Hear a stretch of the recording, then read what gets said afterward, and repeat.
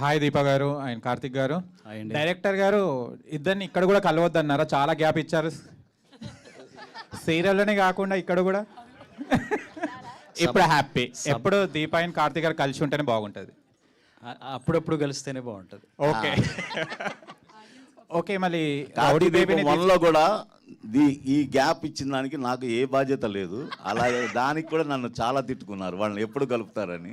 Okay. అలాగే ఇది సంబంధం లేదు. కార్తిక్ గారు ఒక రౌడీ బేబీని తీసుకొచ్చారు, మరి హిమ ఎక్కడ ఉంది? హిమ ఉండే క్యారెక్టర్ ఏమైనా ఉందా లేదా? లేదండి. లేదా? లేదు. రౌడీ బేబీ నచ్చిందా?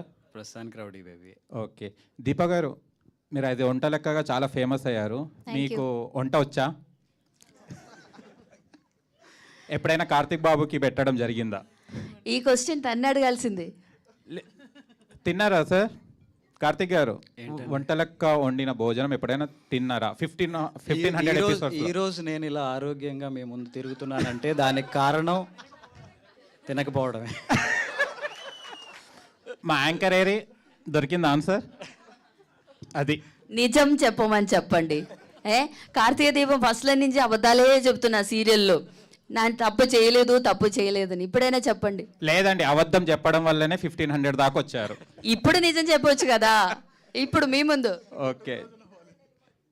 లేదండి, నేను కార్తీక దీపం లొకేషన్లో కూడా వంటలు చేస్తున్నాను. నేను చేసిన వంటలు తిన్నాను కూడా. ఏది అడగండి. ఏ డిష్ కార్తిక్ గారు? చికెనే. లైవ్ చికెనా?